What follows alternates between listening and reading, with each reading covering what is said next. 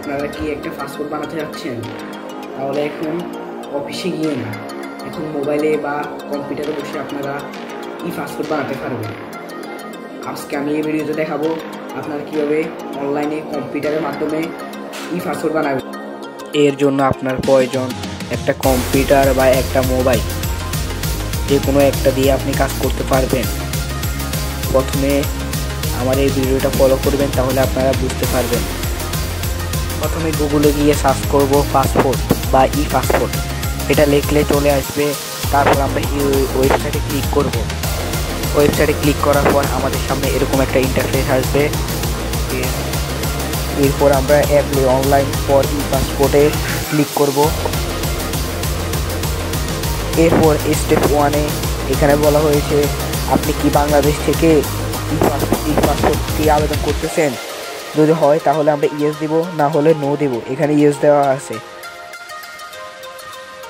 এরপর আমরা এখানে পুলিশ স্টেশনটা সিলেক্ট করব। এরপর প্রথমটাতে আমরা বাংলাদেশ সিলেক্ট করব, কারণ আমরা বাংলাদেশের বাসিন্দা। আপনারা যদি অন্য দেশের হয়ে থাকেন তাহলে অন্য দেশটা সিলেক্ট করবেন। আমি বাংলাদেশ সিলেক্ট করতেছি।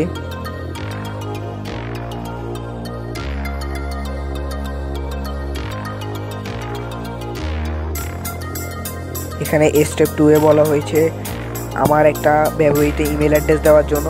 ইমেল অ্যাড্রেস দেওয়ার পর আমরা নিচে টিক চিহ্নটা ক্লিক করব। এরপর নিচে কন্টিনিউতে ক্লিক করব।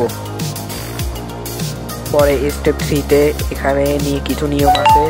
নিয়মটা হচ্ছে 6 ডিজিটের অক্ষর ব্যবহার করতে হবে, কিছু ক্যাপিটাল লেটার, কিছু স্মল লেটার, কিছু সংখ্যা মিলিয়ে 6 ডিজিটের একটা পাসওয়ার্ড বসাতে হবে। আমার কাছে পাসওয়ার্ডটি কপি করা আছে, তাই আমি এখানে পাসওয়ার্ডটা কপিতে পেস্ট করে বসিয়ে দিই। এরপর আমরা নিচে চলে আসবো। নিচে চলে আসার পর এখানে পার্সোনাল ইনফরমেশান, এখানে আবেদনকারীর নাম দেওয়া লাগবে। আবেদনকারীর নামের যদি 2টা অংশ থাকে তাহলে উপরে 1 ভাগ নিচে 1 ভাগ করে ফিল আপ করতে হবে, কিন্তু যদি এক শব্দের নাম হয় তাহলে সারনেমে দিবেন। এবং নিচে একটি ফোন নাম্বার দিতে হবে। এখানে ফোন নাম্বার দেওয়ার পর আই এম এ হিউম্যান এখানে ক্লিক করবেন। ক্রিয়েট অ্যাকাউন্টের নিচে একটা গুরুত্বপূর্ণ বিষয় লেখা আছে। এখানে লেখা আছে একটা অ্যাকাউন্ট দিয়ে আপনি সর্বোচ্চ 6টা পাসপোর্ট আবেদন করতে পারবেন। যদি আপনার পরিবারের 6 জন লোক হয় তাহলে এটা একটা ভালো বিষয়, আপনি 6 জনের বানাতে পারবেন। এখন এখানে ব্যক্তির নাম দিয়ে দেব। পরে ক্রিয়েট অ্যাকাউন্টে ক্লিক করব। এখানে একটি অ্যাক্টিভেশনে লিঙ্ক পাঠানো হবে। এর মাধ্যমে আমরা পরবর্তী কাজগুলো সম্পন্ন করতে পারবো। যদি আপনি আপনার জিমেলে নোটিফিকেশন না পান তাহলে স্প্যাম ফোল্ডারে আপনি বিষয়টা জানতে পারেন। আমি দেখাচ্ছি এটা।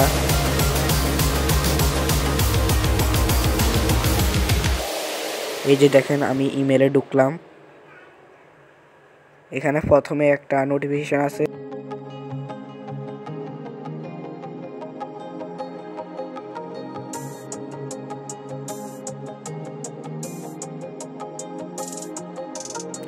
এখানে যে লিঙ্কটা, আমি এখন এখানে ক্লিক করব। ক্লিক করার পর এটা অ্যাকাউন্টটা এখন সাকসেস হয়ে গেছে। তারা বলতেছে স্টেপ 4-এ এটা সাকসেস হয়ে গেছে। আমি আগের দেওয়া পাসওয়ার্ড এবং জিমেলটি বসিয়ে দেব। সাইন ইনে ক্লিক করব। এরপর এখানে অ্যাপ্লিকেশন ফরে পাসপোর্ট এখানে ক্লিক করব। যদি আমি অফিসিয়াল পাসপোর্ট তৈরি করতে চাই তাহলে নিচের এই অফিসিয়াল পাসপোর্টে ক্লিক করব। এরপর আমি এনওসি অথবা গোয়ে ক্লিক করব, যে কোনো একটা। এগুলো বিষয়ে অনেক মনোযোগ সহকারে করতে হয়, গুরুত্বপূর্ণ, কারণ এগুলো অনলাইনের কাজ। আমি অফিসিয়ালে করব না, আমি অর্ডিনারি করব। তাহলে আমি উপরে ক্লিক করে সেভ ক্লিক করব। এখন আপনাদের মনে অনেক প্রশ্ন থাকতে পারে, আপনাদের একটা শব্দের নাম হয় তার জন্য এরা এই ব্যবস্থা করেছে। আপনাদের যদি কারো এক শব্দের নাম হয় তাহলে আপনারা এখানে দেখতেছেন হেয়ার, এখানে ক্লিক করে আপনারা উদাহরণ দেখে নেবেন কিভাবে হয়। আমি দেখা দিচ্ছি। এখানে আপনারা আপনাদের নাম পরিচয়পত্র দিয়ে দিবেন। নামে যদি 2টা অংশ থাকে তাহলে প্রথম অংশ উপরে এটাতে দিবেন, পরে নিচের অংশে পরের অংশ দিয়ে দিবেন, 2 ভাগে ভাগ করে আপনারা নামটা দিয়ে দিবেন। আপনার আইডি কার্ড বা জন্ম নিবন্ধনে যেভাবে নাম আছে, আপনার পিতা মাতা মা বাবা যেভাবে আপনার নাম দিয়েছিল সেখানে সেমভাবে আপনার নাম দিয়ে দিবেন, না হলে পাসপোর্টে সমস্যা হবে। যদি নিজের জন্য আবেদন করেন তাহলে উপরের এখানে টিক চিহ্ন দিয়ে দিবেন, যদি না হয় তাহলে টিক চিহ্ন দিবেন না। এখানে যদি আপনি মেল হন তাহলে মেল দিয়ে দেবেন, ফিমেল হলে ফিমেল। আপনার ধর্ম সিলেক্ট করবেন, আমার ধর্ম ইসলাম তাই আমি ইসলাম দিয়ে দিলাম। নিচে এসে প্রফেশন দিয়ে দেব, আপনার কাজ কি।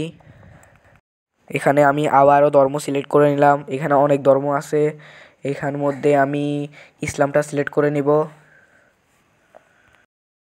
দিয়ে দিয়েছি। এখন নিচে চলে আসব, নিচে তারপর ডেট অফ বার্থ, আমি কখন এটা পাসপোর্টের জন্য আমি সিগনেচার ছবি দিয়ে আসব, সেটার জন্য আমাকে তারিখ দিন সিলেক্ট করতে হবে। আমি তারিখ দিন সিলেক্ট সময় সিলেক্ট করে নেব, দেখতে থাকুন। এরপর আমরা সেভ অ্যান্ড কন্টিনিউ এখানে ক্লিক করব। এরপর আমাদেরকে এখানে অ্যাড্রেস দিতে হবে, আমি বাংলাদেশ সিলেক্ট করে নেব।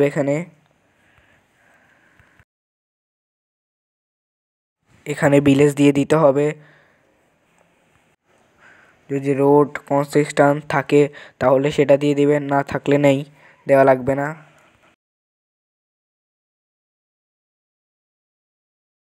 এবং সর্বশেষ নিচে আপনারা আপনাদের পোস্ট অফিসটা দিয়ে দিবেন।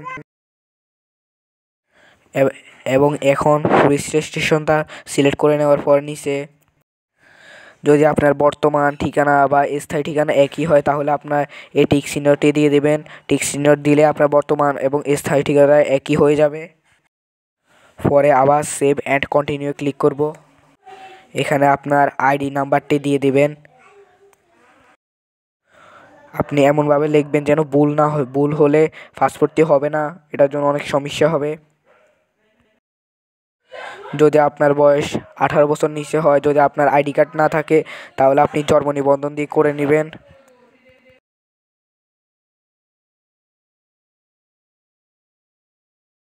যদি আপনার 20 বছর বেশি হয় তাহলে অবশ্যই আপনি আপনার আইডি কার্ড দিয়ে করার চেষ্টা করবেন।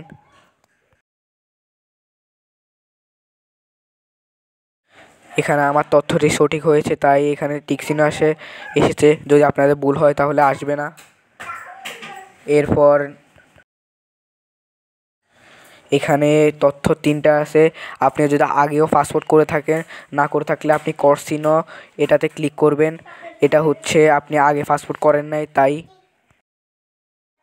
আমি যেহেতু নতুন পাসপোর্ট করতেছি তাই আমি এটা ক্লিক করব।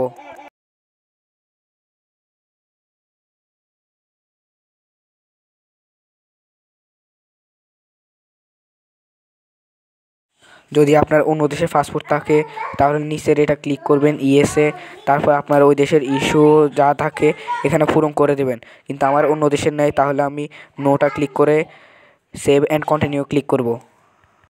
এখানে পিতা মাতার তথ্য দিতে হবে, আমি দিয়ে দিচ্ছি।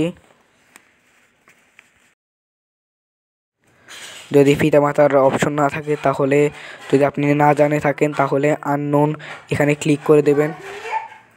আমি দিয়ে দিছি তাই আমার আর প্রয়োজন নাই। যদি আপনার বয়স 18 বছর নিচে হয় তাহলে এখানে পিতামাতার আইডি নামটা অবশ্যই দিতে হবে। যদি পিতামাতা বাদে অন্য কেউ গার্ডিয়ান হয় তাহলে এখানে তার পরিচয়পত্রটা দিতে হবে। যেহেতু আমার গার্ডিয়ান আমার পিতামাতা তাই আমি উপরে এখানে টিকমার্ক দিয়ে দেব। এরপর আমি সেভ অ্যান্ড কন্টিনিউ ক্লিক করব। এখানে আরেকটা অপশন আছে, যদি আবেদনকারী ম্যারিড হয় তাহলে ম্যারিড দেব, যদি সিঙ্গেল হয় সিঙ্গেল দেব। তারপর তার আইডি নাম্বার নাম সবগুলো সঠিকভাবে দেব, নির্ভুলভাবে। পরে যার সাথে যোগাযোগ করা হবে তার কি হয় তা দেওয়া লাগবে।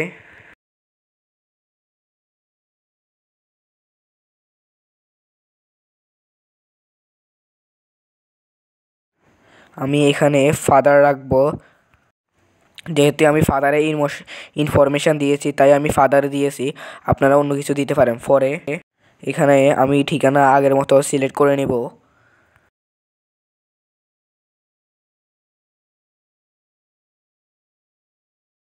এখানে একটি কন্ট্যাক্ট নাম্বার দিতে হবে যার মাধ্যমে আমাদের সাথে যোগাযোগ করা যেতে পারে। এবার হচ্ছে মূল বিষয়, আপনি যদি 48 পেজ 5 বছরের জন্য করতে চান তাহলে 4025 বিডিটি দিতে হবে। যদি 64 পাতা 5 বছরে তাহলে এই সকল তথ্য দিতে হবে আপনাকে।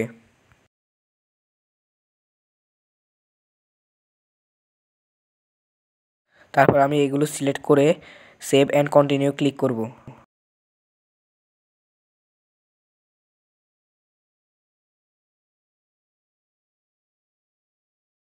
আপনারা উপরে এই নির্দেশনাগুলো পড়ে নেবেন, এখানে অনেক গুরুত্বপূর্ণ কথা লেখা আছে।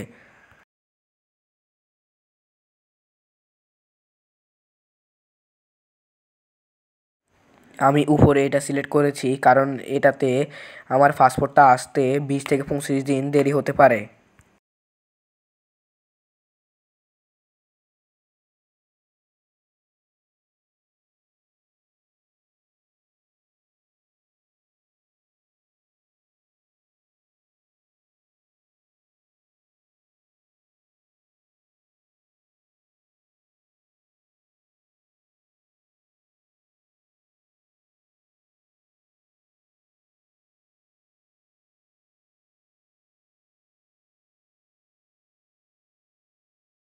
এখানে আমার সব মোট টাকা আসতেছে 5750 টাকা। যদি আমি এটাকে এক্সপ্রেস করে দিই তাহলে 8050 টাকা আসতেছে। যদি পরেরটা সিলেক্ট করি তাহলে 10350 টাকা আসতেছে।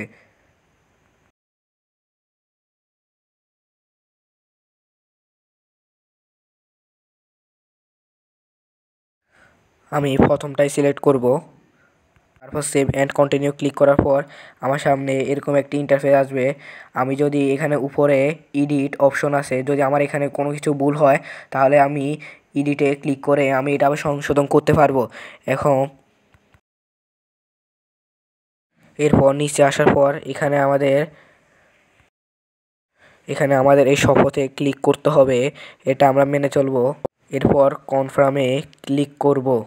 এরপর আমি নিশ্চিত কিনা এরপর ক্লিক করে হয়ে যাবে। এখানে টাকা দেওয়ার জন্য দুইটা সুযোগ আছে, অফলাইন, অনলাইন। আমি যেটাতে করব সেটা সিলেক্ট করব।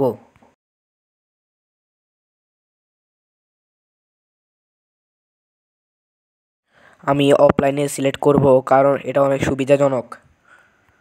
কারণ এটা হলে আমি নিজেই বিকাশ বা নগদ বা অন্য কিছুর মাধ্যমে আমি টাকা পেমেন্ট করতে পারবো। কিন্তু আমি মনে করি সবার ক্ষেত্রে প্রয়োজন হচ্ছে বা সেভ হচ্ছে আপনি ব্যাংকে গিয়ে টাকাটা পে করুন, তাহলে এটা অনেক সুবিধাজনক হবে। আমি অফলাইনকে সিলেক্ট করেছি। এরপর নিচে আসার পর নিচে এখানে প্রিন্ট সামারি আছে। আমরা এটাকে, যদি প্রিন্টার মেশিন থাকে তাহলে আমরা প্রিন্ট করে দিব, না থাকলে আমরা এটাকে সেভ করে নিব। আমার সেভ করা শেষ। এখানে নিচে কিছু তথ্য আছে, আপনারা তথ্যগুলো ভালোভাবে পড়ে নেবেন। যখন আপনি অফিসে যাবেন তাহলে তখন আপনার প্রয়োজন হবে আবেদনের কপি, সামারি কপি যা আপনি বের করেছিলেন। এরপর পেমেন্ট রসিদটা আপনার জমা দিতে হবে। আপনি যদি প্রাপ্তবয়স্ক হন তাহলে উপরে এই নির্দেশনাগুলো আপনাকে জমা দিতে হবে। আর যদি আপনি সরকারি কর্মকর্তা হন তাহলে আপনি এগুলো দিবেন। বিশেষ করে আপনার এগুলো থাকা অনেক গুরুত্বপূর্ণ বা জরুরি। এরপর আপনি আসার পর এখানে লাইনে দাঁড়াতে হবে। তারপর স্টেপ পর স্টেপ আপনি ফিঙ্গার দিতে হবে, চোখের স্ক্রিন, আরও অনেক কিছু দিতে হবে। আপনাদের কাছে যদি এই ভিডিওটা ভালো লেগে থাকে তাহলে একটা লাইক, একটা সাবস্ক্রাইব করে দেবেন এবং অনেক গুরুত্বপূর্ণ অনলাইনে কাজ নিয়ে আপনাদের সামনে হাজির হব। আসসালামু আলাইকুম।